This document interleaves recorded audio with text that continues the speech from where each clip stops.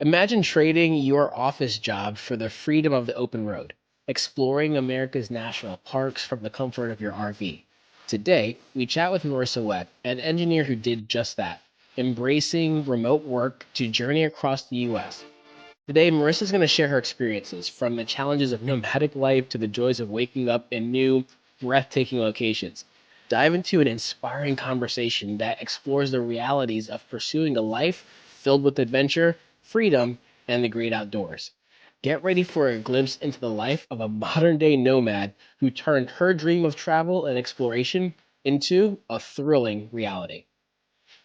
All right, welcome everybody to the Revolutionizing Your Journey podcast. I'm your host, DeAndre Coke, and today I have an exciting one for you. This is going to be a little bit different. This is someone who has done a completely different type of travel hack from anything that we've talked about before, and I really wanted you to hear her story. This is Marissa Webb, who you know what, Marissa, I'm going to go ahead and let you introduce yourself because you have just lived a completely different type of travel lifestyle. I know that you went, you're engineer, and basically what you did is you said, I want to go ahead and explore the US in an RV. So I want you to introduce yourself real quick, and I'm going to give some background on how we met and how I even knew Mhm. exactly this life that you're living now.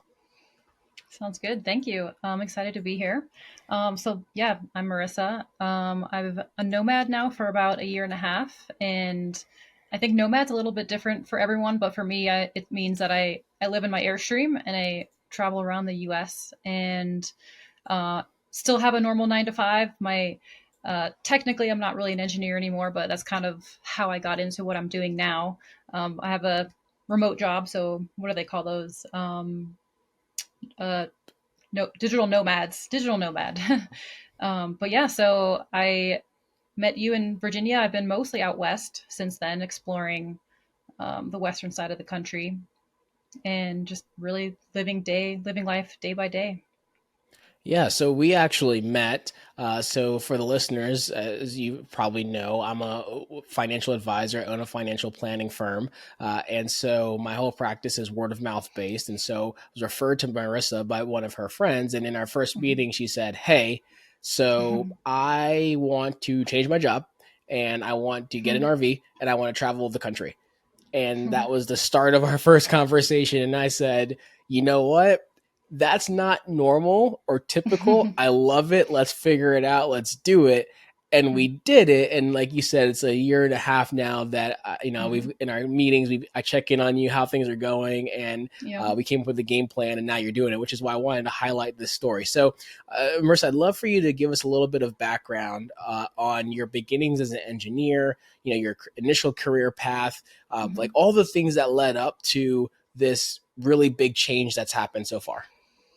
Sure. So I like telling this story because the way that it fell together was just kind of exciting to me. So I was an engineer for about 9 years in Virginia. I worked at a shipyard there, just doing the normal kind of climbing the corporate ladder, um, kind of crushing life. I was a maid manager pretty young, and then I had what I kind of call like a quarter life crisis where I was at the top of my game. I was still like applying for promotions and whatnot, and then I ended up getting demoted, which was like a huge ego, like knocked my ego because I was like, I'm awesome. Like, how could they do this to me? And it wasn't out of performance. It was like a spans and layers type thing, but it just really, I was really upset about it. I was like, I thought these people cared about me and they just let this happen. So it was kind of like, oh, woe is me. But it was the exact catalyst that I needed to like completely change my life because after that, was working for someone who was just the epitome of a micromanager. And I was just absolutely miserable. Like for the first time in my career, I was miserable.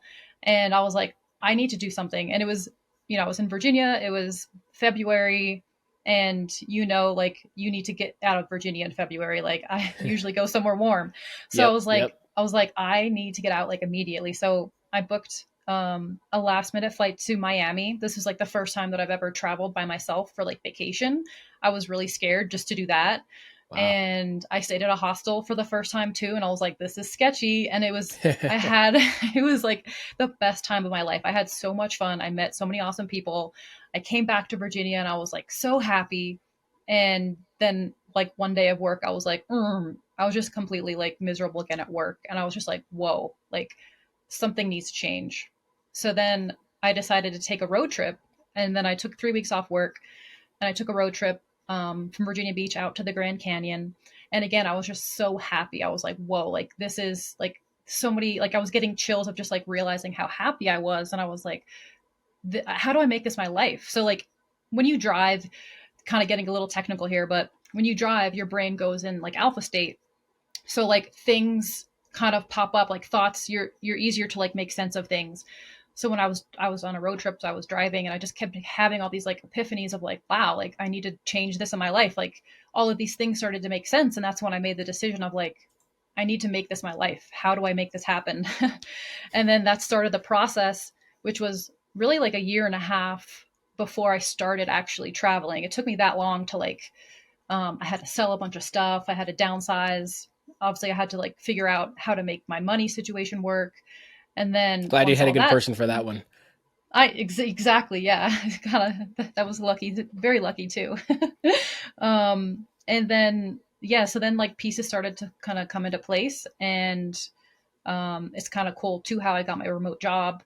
Um, Also kind of ties into like my road trip thing of just like it just felt like it was destiny. Like the job that I got was perfect, allowed me to do what I needed to do, and then um, I, the process of actually having a dream and making it happen. Like there's a lot of steps that people don't see.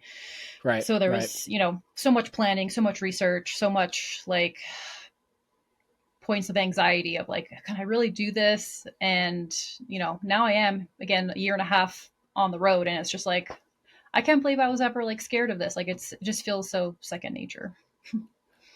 I completely understand that. And I actually want to take a quick step back because you talked about Sure. something that was really cool that I don't think a lot of people really get to grasp the benefit of or the experience of. And that was specifically staying in a hostel in Miami, right? Because even Mm. you said like, a hostel, this seems sketchy, and I feel like any of the times people hear hostel, they just Hmm. think the worst of the worst scenarios, and there's like horror movies based on hostels and those type of things. And I've stayed in many hostels all over the world, and I've had Hmm. incredible experiences and met incredible Hmm. people. And I think honestly, for the listeners out there, like if you're a newer traveler or a solo traveler, hostels are great. Before Yes. we go into more of the digital nomad life you live, I'd love to Hmm. take a quick step back and just dive a little bit more into that hostel story and hear like what made that so great, right? Did you meet great people? Did you do anything fun, or was it just that Miami was just a great place to be in general? So I just got goosebumps thinking about it because like it was so awesome. And it was awesome because one, I'm like naturally introverted. At least at this time, I was way more introverted than I am now. So like you go to a hostel. One, I'm a female traveling alone. Like that, people might think it's scary, but it's like it's not. It's completely safe. Like you can get all female rooms. You can get co-ed if you want. But yeah, I just like I met so many people, and I was only there for a weekend. And usually, the people that are going to stay at hostels, they're going to be more open minded. They're going to be people who want to Hmm. meet people and want to talk to people. And they're just like, from my experience, they're just it's just so fun. It's like you just find your clique, and it's just like there's no judgments. You meet people from around the world, all walks of life, and none of that matters. It's just like you just meet these people on this like real level, and then you just have these amazing conversations, and the next thing you know, you're like best friends. And that was my first experience of like how like just the power of travel and like the power of meeting random people on the road, and just like people who don't travel, I don't think they understand it because it's like it's not something common where you just meet someone in one day and you're like, whoa, like I connected with them so much. And like, this is like a genuine connection of like, this person's amazing. Like, it's just so different. Um, and that's really what inspired me to continue traveling because I was just like high on life of meeting all these cool people and genuine people that like I didn't meet in Virginia. And, who knows why that is? It's probably just maybe I didn't look for them. Who knows? But I just felt like it was almost easier to meet people and make friends in a completely weird environment that I don't know anyone. Because it makes you think differently too. Like when you get out of your normal daily routine, your brain like works differently and like you just experience life differently.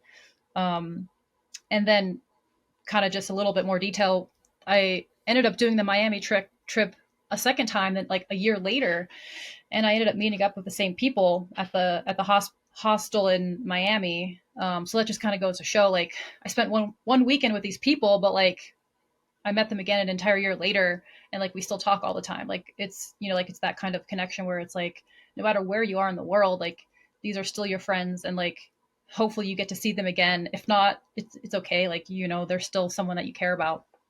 But it was just, yeah, hostels are. It was very eye opening for me. Like this is, I don't know why more people don't do it in America, and I think it's because people more so want to get like the fancy hotel, but hostels are like they're so much cheaper. You're going to save so much money and also make some awesome friends in the meantime. Yeah. When I did my road trip, I did a few more hostels in like Nashville and a few other places, and again had the same just amazing experience. Yeah, absolutely. I think the social and community aspect of a hostel is incredible because Hmm. you can have. I mean, I've stayed in hostels where I had a full like suite to myself, right? Like a couch in the room, Yeah. everything. It was a Hmm. sizable room, so it wasn't like I was bunking with 12 people. Now there are hostels where you Right. can do that. And some people they want that experience. There's also it's Hmm. $10 a night to stay there, Yeah. but the cool thing is also like we still had a community breakfast or community dinner, so Hmm. like you're kind of forced to like make friends, and Yeah. if you're staying in a hostel, like people are there to mingle, to meet, to like be Hmm. sociable because they're probably traveling alone, or it could be a couple that like just Hmm. wants to meet new people as well. And everyone wants that feeling of meeting new people and making friends and having someone to go on an adventure with, go to the beach Hmm. with, right? If you're in a country Yeah. by yourself, you don't want to go to the beach by yourself. You want to make friends and go with them and Hmm. have a group outing, and it's Hmm. it's it's really cool. So thank you for Yeah. indulging me on unpacking that, because I think for a lot of Yeah. listeners, when we're talking, we do talk about luxury and a lot of different Hmm. things, but I do think staying in a hostel is a really cool travel experience that a lot of people haven't had. And I wish more Yes. people, like you said, especially in the States, would be more open to it because it's such a Hmm. common thing in all the other parts of the world.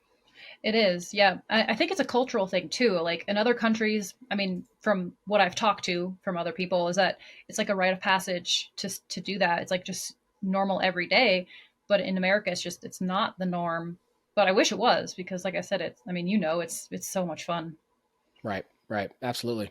So, Marissa, just now going back to the main kind of topic at hand. So, Hmm. you said all of this was a catalyst, right, for you to start this journey and now start traveling and doing all the different things. So, Hmm. what was the process like to decide? Okay, I've got to downsize, and now I'm going to fit my entire life into something mobile, right? How did you figure out the right vehicle, the camper? I know you have an Airstream, right? Like, how did you Hmm. figure these things out? Because I can go online and see a camper, and it's a luxury $300,000, have a chandelier in the middle of it, place to live on the road. But there's Hmm. also that's not what you did, which is I think smart at the same time, right? So how Hmm. did you figure out uh, all of the things that you had to do to start this journey?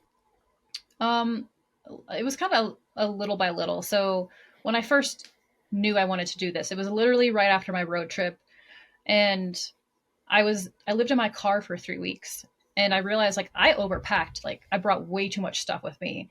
And then I just had this thought of like I have a 2 bedroom apartment back in Virginia, and one of the rooms was basically just storage for furniture I had from my grandparents, and I was like I was keeping it because I was like, oh, one day I'll use it. But then I was like, I don't like, why am I keeping this? Like, I suddenly felt weighed down by everything that I owned because I was like in my car, completely fine. I didn't need anything in my apartment. So that was like, I immediately started selling all the furniture, and then that was like phase one was just like all the big chunky things where I was like, this has no value to me. Like, I just really don't need this stuff. And then once I started to get closer, I started to do a little bit more research of like, well, what do I want to live in? Like there's so many options. There's vans, there's trailers, there's like full like RVs, and For me, I ended up finding someone who just like on Instagram, this girl who was also a nomad. She was around my same age. She was traveling with a cat and a dog, and I was like, oh wow, this looks awesome. I really like her setup. Her cat looks comfortable. Her dogs look, like it looks great. And I have a cat, so like that was kind of I was like, well, I'm not gonna just ditch her. I'm gonna take her with me. So I was like, well, I have to consider, an animal. So I was like, well, that kind of limits certain things because a lot of people I've realized after traveling that most people my age do vans because you can park almost anywhere and it's just more convenient in some ways. But for me, I'm like, if I'm driving on back roads all the time, I don't want my cat with me. So that kind of limited me to the trailer. And then I also didn't, like travel trailers, a lot of them are made very cheaply. So I was like, I don't want some cheap thing that's going to fall apart in after a year of living in it. So I was like, okay, Airstream is a very good brand, very good quality. And I was like, if I only do this for 2 years, then I could resell it if I want to and like, not really lose much money. Hmm. So that's kind of how I got to the Airstream. And then in terms of the truck, I have always just loved Tacomas or Toyota. My first vehicle out of high school, I had a 1990 Toyota truck. It wasn't Tacoma yet; it was just a pickup truck, and I loved that thing. And when I was in college, I was like, as soon as I'm like making money, I want a Tacoma. So I was like, well, I have to get a Tacoma, like no brainer. But then I was Right. like doing the research, and I was like, well, their towing capacity kind of sucks. So that I was like, that kind of that limits me to like the trailer that I can get. So that's why I have a 16-foot trailer. It's pretty small, but it's perfect for me. Like it, I'm kind of used to small spaces. And I mean, it's so cozy in there. I absolutely love it. But so then once I actually got the trailer, that was the hard part was getting rid of like the next chunk of trying to downsize. So I ended up moving into a friend's house and just like renting a room in the house. So that was kind of like another phase of like, well, I have to fit everything in this room. So that was kind of helpful. That was like, step 2. And then step 3 was moving into the Airstream. And I knew I had to get rid of a lot of clothes. That was the hardest part for me, probably was getting rid of clothes. And I don't like stuff. I've never been like a very materialistic person. So like the rest of the process was pretty easy for me in terms of like just the things that I needed. Like there's Hmm. kitchen stuff and then bedding and clothes. And then, there's not really too much that you honestly need. And that's what I learned when I was on my road trip for 3 weeks of like, you don't need much to live and be happy. And I honestly love like not kind of living like more of a minimalistic because it's so much stress free. And I don't know, I just don't like stuff. So that part wasn't too hard for me. Got it, got it. So we downsized. So we had to Mhm. go through this like series of downsizing to Yes, basically live out of what was like one room, right, for yourself and the awesome. Airstream. And Mhm. then so we finally did that. We downsized, and then did we hit the open road essentially, or was there another step in between? Um, once I got my remote job. That was really like my biggest thing I needed to do. And in my mind, I was like, okay, remote job. And then like a month later, I bought a truck. And then a month later, I think I bought the Airstream. And then I took about 3 to 4 months to prepare before I hit the road. There were a few tweaks I wanted to make to my Airstream, like because I bought it, it was like a year used. So there's just like some small maintenance things I needed to do. And then I took like the maiden trip of like, let me just take this thing out, learn how to use it, make sure that I can do this. Did you go pretty far, or did you just go like to one of the campgrounds around town? I actually drove up to Gettysburg from Virginia. So that was Okay. maybe like 4 hours, I think. So Yeah. I mean, not close, but not super far. And then like I've never towed anything in my life, so that was a learning curve too, and kind of that was scary. But now it's just like I don't even notice I'm towing now. But yeah, so I Awesome. took the maiden voyage to Gettysburg, and then I took, I guess you could say, whatever the second maiden voyage is, and I went to somewhere in North Carolina. And that time I brought my cat, and I it was the first time that I worked. So I was like, okay, that was like the real proof of concept. Like, can my cat travel with me? Like, is she going to be okay? And like, can I do my job?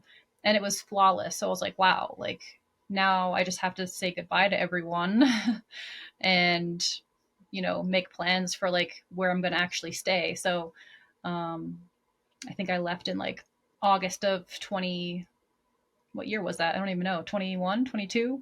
I forget. I, yeah, I think that sounds right from when we 22. met. 22. Yeah. Yeah. Mm-hmm.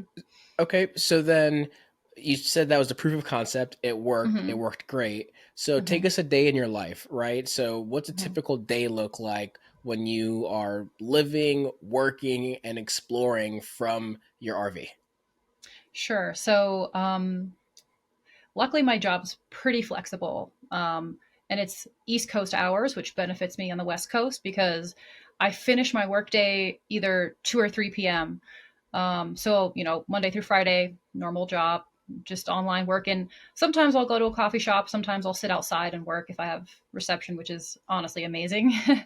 And then, again, depending on where I'm at, if I'm close to a national park, then I'll try to do a hike after work or like just go explore the city. I really like to switch between city life and just like complete desolation. I mean, because I really love nature and I love the peace of just being somewhere in the middle of the woods with like no one around and just really absorbing like your surroundings. But then I'm like, all right, now I need socialization, and I like go back to a city and explore city life. But yeah, generally it's work. And then I love hiking. That's like my just like I said, being in nature. So that's like usually at the top of my list is like let me just find some really cool hike in some beautiful national park, some like alpine lakes, some kind of lake somewhere, or beautiful waterfall, or a cliff jump, or I recently started rock climbing, so that's like a new thing on my radar.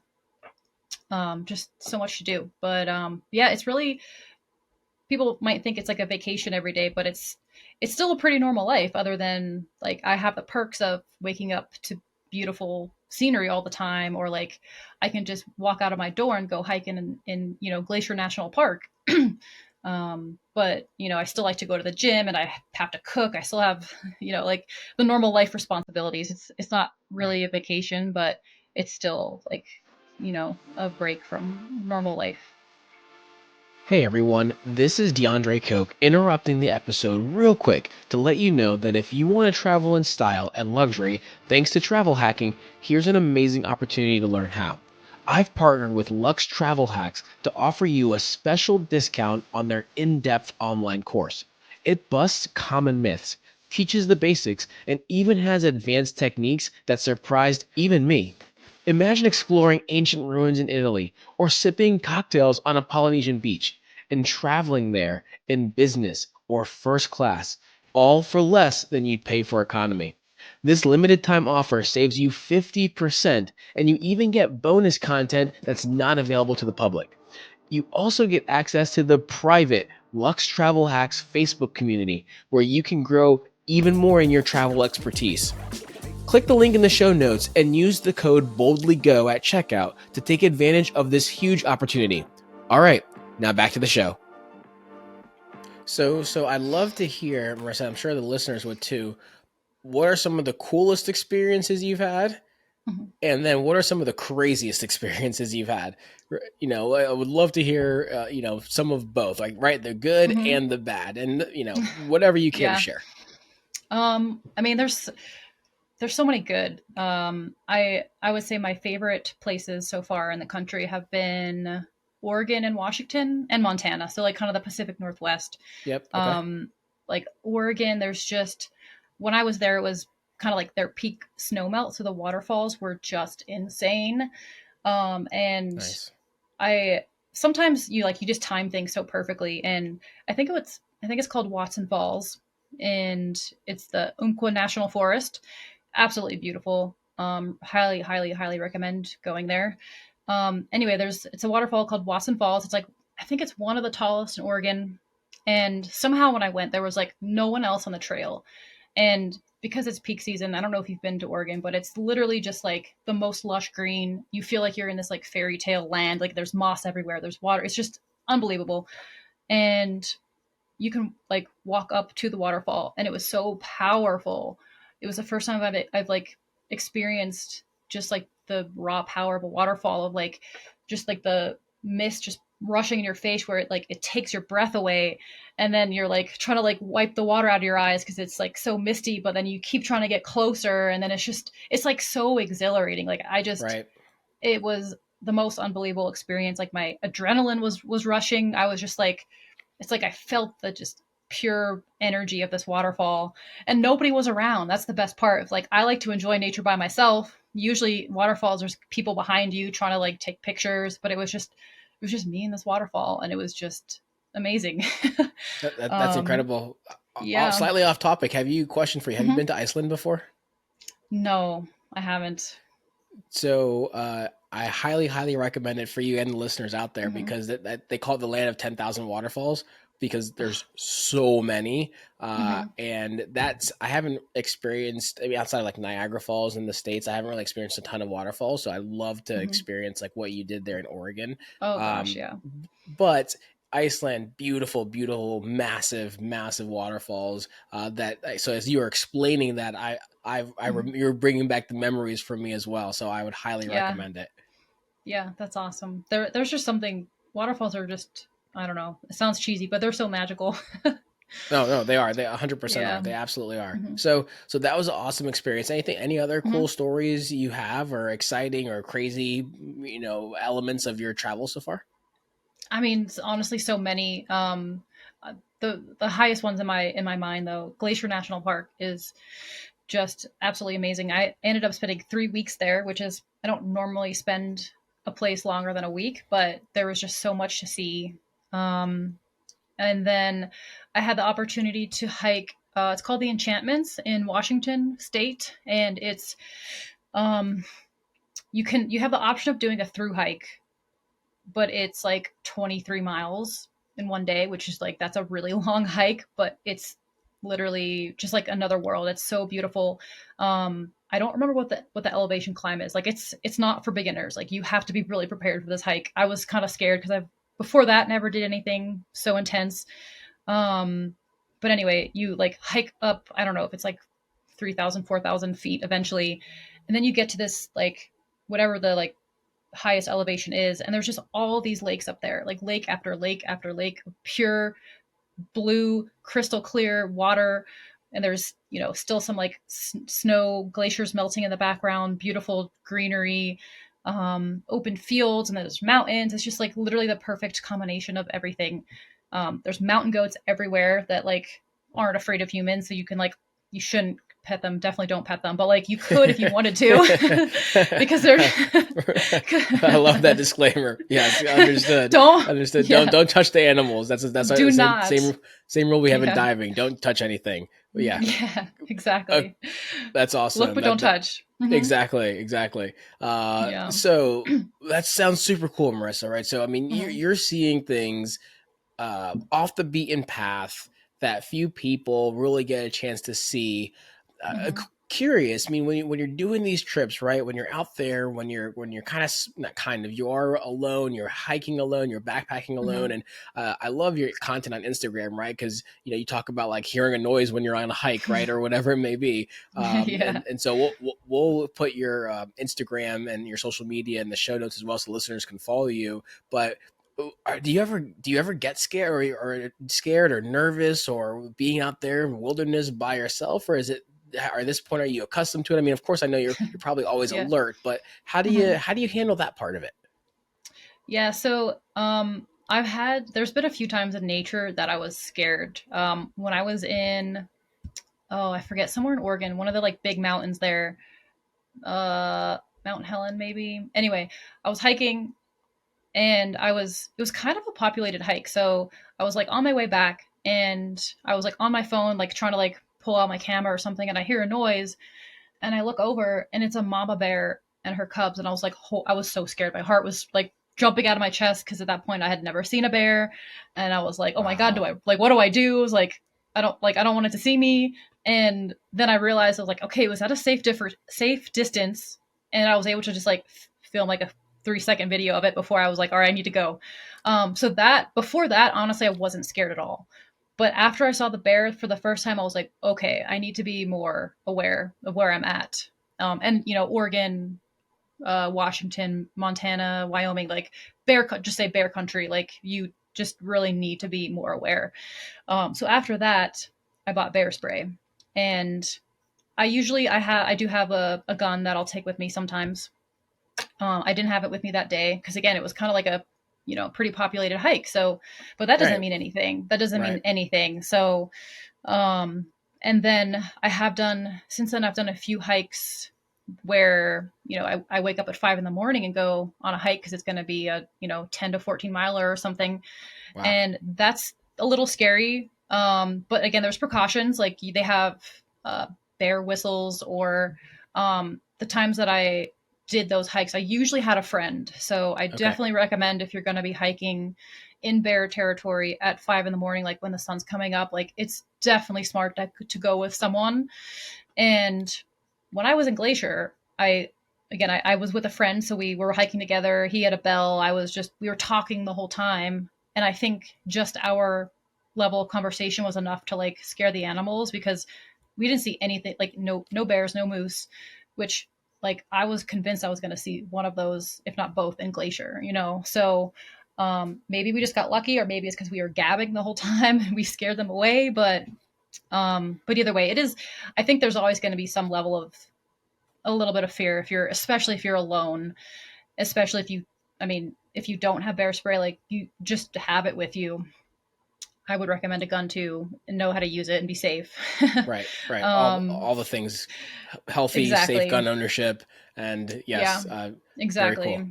Yeah. Awesome. Awesome. So as we Hmm. start to wrap up a little bit, I would love Hmm. if you happen to have any top tips or your version of travel hacks or travel Hmm. hacking strategies for the digital nomad life that you're living. Whether Hmm. it's managing finances, which having a great financial advisor can help with that, but managing day to day finances, or even just again normal travel hacking strategies.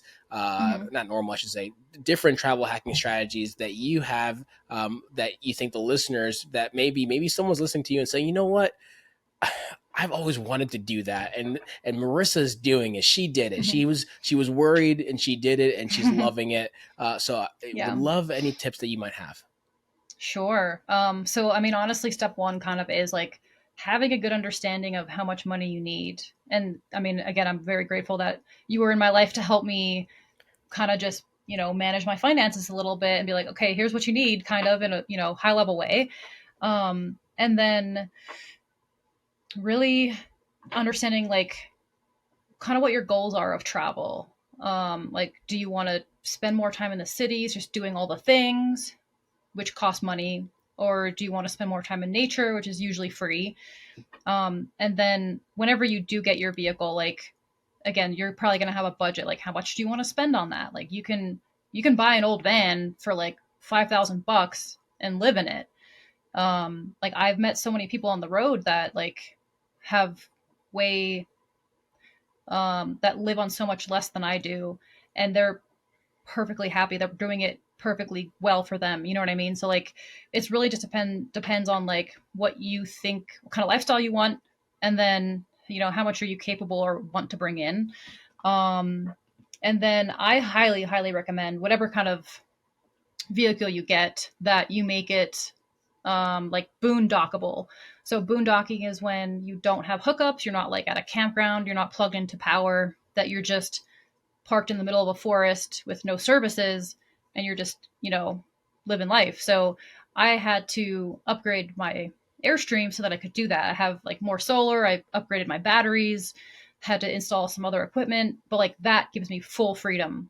It gives me full freedom to go pretty much anywhere, but then also like you have zero rent. I don't know how many people know this, but like forest roads, like national forest roads, are free parking, or it's like free. Like you can just go there and camp. Usually there's like a 14-day limit. Um, but like it's going to be like beautiful views and you're not spending any money. Same thing with BLM, Bureau of Land Management. It's completely free. So I basically have zero rent now. Like you're saving so much money by not paying for RV parks, which kind of suck. It's like if you're someone who likes nature, like you don't want to stay at an RV park. You want to go stay at these what America has to offer and go stay in the middle of some beautiful forest. So, but again, you need your rig has to have certain things, especially if you need internet. Like I'm a digital nomad, so I need the internet, but I know some friends that don't need the internet for their job, and that's like where it's very cheap to live. Like you have like barely any expense, really, just your food. Um, and yeah, and then there's some apps too where you can like you just type in your location and it'll tell you like all of the free sites nearby. There's some really good apps out there.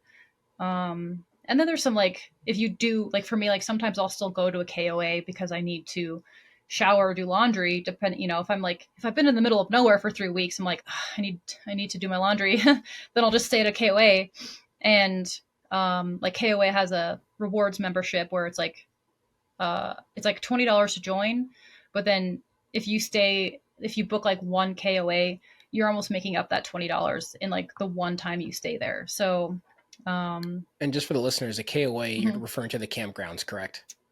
Or the Yes, slash and yeah, KOA, it's a campground RV park hmm situation. Yep. Okay. yep, yep. And there's a lot of those. I think that's probably the biggest one in the country. So like In the you're never United gonna States, yeah. lose. Yeah. Yep. What else? That's probably it. Um, Gym memberships again if you like fitness, I highly recommend Anytime Fitness. It's like $35 a month, and there's always showers there. So like if you have a rig that doesn't have a shower, then go to the gym or just go use the shower. Some places like some cities will have rec centers where you can pay for showers a few dollars, but I don't like to do that on principle of I don't want to have to pay just for a shower. So Right. I'll go to the gym or depending on where I'm at, I'll just jump in the river. Awesome. Awesome. Marissa, I love your story. I love how just in tune with nature you are, but also how you did all of this and it started with the plan, right? Mm-hmm. You experienced your first taste of real solo travel and turned that into an entire lifestyle. So, question for you, Mm-hmm. what are your future plans when it comes to the travel, the digital nomad life? And Mm-hmm. also, where are you in the country currently? So I'm in Steamboat Springs right now, Colorado. It's a little mountain town. People kind of describe it as a snow globe because it's the mountains. The snow just gets like trapped here, and it gets. I don't remember if it's like the top five snow in Colorado. Maybe not top five, but anyway, it gets a lot of snow. So I'm just kind of hanging out here for a few months to try to learn how to like winter because I don't really like the cold. So I'm trying to learn to like it. But anyway, once it starts to warm up a little bit, my plan is to actually go up to Alaska and spend the summer there and hopefully get to explore California because I really haven't spent considerable time there. And I know there's so much beautiful stuff in California. So I'll probably just make a big L up to Alaska. And then after that, it's a little bit of a question mark, but I really, and we've talked about this. I think the Hmm. next phase of my life is I want to buy land and I want to do like homesteading, farmsteading kind of thing. So I've been, and that's kind of like my overall goal of this whole travel thing is like, where do I want to live? Like where do I really want to set up my roots and just where am I going to be happy? Because living in Virginia Beach for so long, I was like, I just need something different. I know this isn't my forever place. So yeah, I think maybe it'll be Alaska. We'll see, or Awesome. Montana, Washington. Who knows? But yeah, that's my goal. Eventually, find some land and Somewhere where set down some find some roots. land somewhere where it gets cold. It sounds like. Yeah, that's why I'm kind of trying to just accept the cold weather because I've realized that the kind of place that I want to live in is going to have trees and it's going to have mountains and it's going to have water and that's going to have a cold winter. So that's why I'm like I just have to suck it up and just get over this thing about not liking winter because ideally anywhere I live is going to be cold in the winter. Well, I love Steamboat Springs. I love going out and snowboarding Mm-hmm. there. So I'm super jealous that you're there for months because I pay just to be there for a week to enjoy the glorious powder and the mountain Mm-hmm. there. Steamboat's amazing, an Mm-hmm. amazing part of Colorado. So want to go ahead and get this wrapped up, Marissa. I really appreciate your Mm-hmm. time. You are like embodying the definition of boldly go, right? I mean, you have been bold and you are going, right? You have an incredible Yeah. life. It's super awesome to be along for the journey. And I'm really appreciative of you taking the time to share your story with the listeners. Uh, Of would love to course. know, where can listeners follow you in your adventures? I already follow Mm-hmm. you on Instagram, but I'd love for you to plug all the things, all the ways you want them to follow you, because for the listeners, Marissa shares a lot of really cool things. Some of the places that she's done some like farming, she Yeah. breaks down like how she lives out of her camper, her Airstream. I mean, she really gets detailed, and she has some pretty funny videos as well in there. So I would love for them to follow you and support your page because you have some great content you put out there. Thank you. So I'm mainly active on Instagram. There she goes. Life. Eventually, I may start something more with that, but right now it's mainly just Instagram. Perfect. Well, we'll have a link to that in the show notes as well. Marissa, any last closing final thoughts you have for the listeners out there who may be inspired by your story? Anything else you want to wrap up with before we go? Yeah, I mean, anyone who's been thinking about this kind of lifestyle, because I mean, I've met a lot of people that are like, oh, I've always wanted to do that, and they never do it. And I would say to those people, just do it. There's no wrong time. There's no perfect timing to do it, and don't wait. Because like for me, a lot of people are like, oh, I want to wait till I'm in a relationship, or I want to wait till this, but then you're never gonna do it. So just do it, and you won't regret it. You will have no regrets. And I just encourage anyone to just give it a try. And if you don't like it, then you don't like it and you don't have to do it. It's, you're not stuck in that lifestyle. But I just say just give it a try. So have a plan, be bold, give it a Yeah. try, have no regrets. Marissa, thank you Mm-hmm. so much for your time today. Thank you for sharing your story. I love everything about it, and I think it's so unique. It's so different, and I'm really appreciative of the opportunity for the listeners to hear your story as well. Thank you. I appreciate the opportunity. For sure. For the listeners out there, please remember to follow Marissa. We'll have the links in the show notes as well as on social media. You can follow Boldly Go on all the social media platforms out there also. And please, if you like this interview, please don't forget to like, subscribe, share, tell your friends, all those different things. And also, if you didn't know, we actually have these videos on YouTube as well. So if you actually want to see the video version of this podcast, you actually can watch it on YouTube also. So until next time, be bold. Have a great rest of your week. Take care.